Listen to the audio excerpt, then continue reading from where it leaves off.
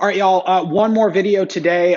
If you haven't already figured out your answer for this lemonade problem, I would like you to pause the video, go back to this slide and decide, like, is it this one? Is it this one? What do you think? Okay. If you already have your answer, hopefully you came up with these two lemonades are actually going to taste the same. Okay. This is kind of a sneaky proportion problem, but basically here we have a ratio here of 3 to 4, right? 3 parts lemon, 4 parts water. And over here we have 4.5 to 6. Okay. If we check, this is basically 1.5 times as big, and this is 1.5 times as big as well.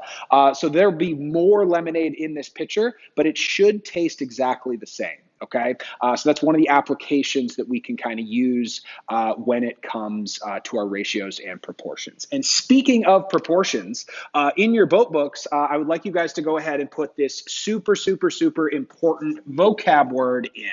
Okay, proportion. This is one of the big ideas that you need to get from your 6th grade year in math. And a proportion is simply, it's just two equal ratios. Okay, and a lot of the times we see those as fractions.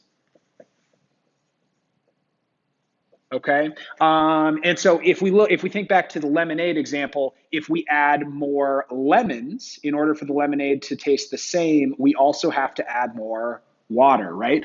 So when one thing increases, another does too. Okay, so when we add more lemons, we have to add more water in order for those two things to taste the same. And proportional reasoning has a lot of applications in geometry. It has a lot of applications in algebra. It has a lot of applications in a lot of different careers, in buying groceries at the store. It's like a really, really big math idea that we're going to spend the next couple days diving into. Yeah, make sure you have this one in your boat book. And then we're going to go over one more problem before in your notebook. So in your boat book, I'd like you guys to write this down. I know it's a lot of words. I'm still going to ask you to write this one down. Okay, a salad recipe uses 4 cups of spinach and 5 baby tomatoes. If you can't read this here, this is in the slideshow, so just kind of, you can click to the next slide to copy this down.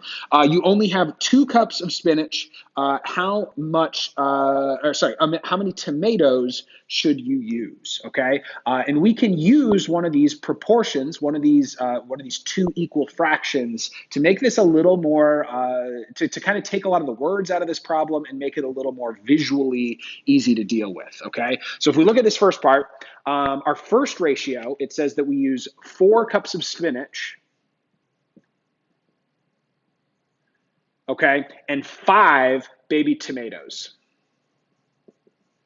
Right? That's the original recipe. Okay. And what we can do with proportions is we can say, hey, this ratio, this 4 cups of spinach to 5 tomatoes is equal to this other recipe because we don't have enough spinach to make this work. Okay. We only have 2 cups of spinach. Okay. And then we don't know how many tomatoes we're going to need to finish out our recipe so the salad tastes the same.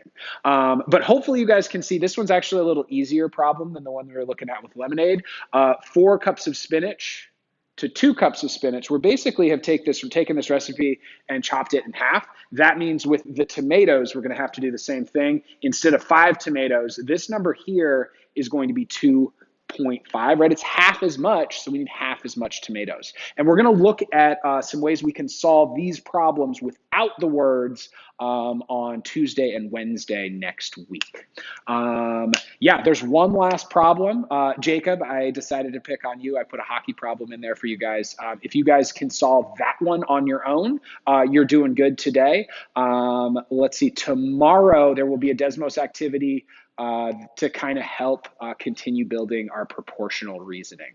Yeah, hope you guys have a great night, and I will talk to you soon. Bye.